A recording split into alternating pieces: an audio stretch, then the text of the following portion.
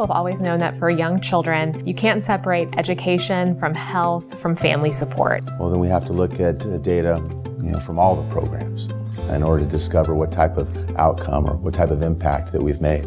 But we realized for many states working on that collecting data is not the same as understanding it. And so now we're moving into a place that not only provides us with tools and strategies for understanding the data that's being collected, but for actually leveraging that for some positive change. We recognize we have a lot of information, we now have the ability to link it up, and we have increasing pressures for accountability. So it's the perfect storm. Across the nation, states are developing new systems and analytic tools to leverage early childhood data and better serve children and families. After years of effort, many of these tools are now coming online.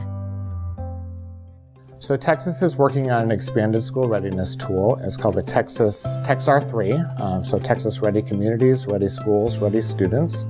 And it's looking at that three-tier view. So looking at the community level, looking at the school level, and then looking at the student level, and looking at ways to improve professional development, be able to allocate resources, professional development, to be able to support our regional centers and local workforce development boards, to be able to support our school districts, to make better decisions for Texas's students. In Georgia, we're working on our Cross-Agency Child Data System, or CACDIS, which is our Early Childhood Integrated Data System.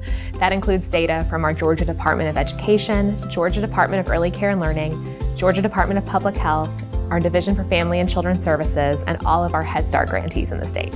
But we were still really struggling with how do we manage a shared data system. So we actually ended up with developing a governance dashboard. So what this allows us to do, it's kind of a souped up Google Analytics page.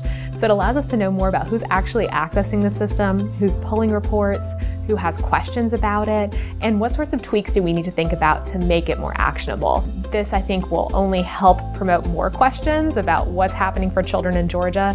Where are we meeting our goals? Where do we need to do more? In Minnesota, what we're working on is we recently, with the EC DataWorks funding, we funded a data story tool. Our governor's office, legislators, they just don't have time to learn how to use all the cool features we put on our site. So we anticipate that this tool is going to meet their needs and give them, within just a few clicks, a piece of information that's contextualized and contains data and findings that they can take and help make policy decisions. That additional information is going to be extremely helpful in terms of promoting a better understanding of who we're serving. All of our early childhood partners right now, they all seem to be charged with conducting a needs assessment, a statewide needs assessment. However, as we all know, a state is made up of communities. So you really need a community needs assessment. So what we're attempting to do in Utah is combine our eKids with our community assessment tool, which we call the CAT. The CAT gives our eKids context. How many children are in a given community? How many are in poverty? How many maybe perhaps had risk factors at birth? Our long-term goals for our eKids, as well as our CAT, is to be able to inform policymakers, legislators, directors, program managers, program coordinators, help us to learn which of our interventions, individually or collectively, are really making a difference in the lives of children. States and partners like EC DataWorks are now working to replicate these approaches and help drive a renaissance in early childhood data use.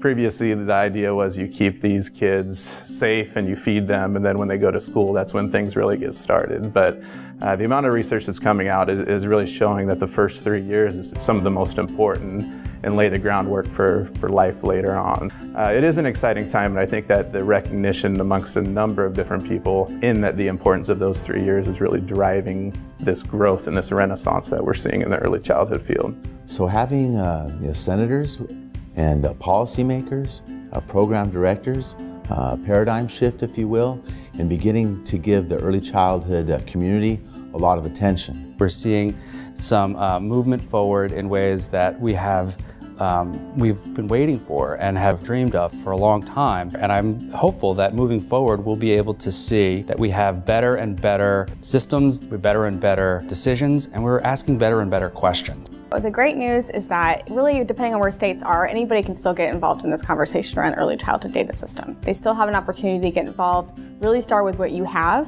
and then build towards having a culture that's really interested in having more of this information available. There's so many stakeholders that are ready and have been ready for the last couple of years, so they're hungry for this information. They're ready to take action on this information. People who have been working in this area for a while have a new sense of enthusiasm about the work where they might have felt forgotten about in the past. That is definitely not the case.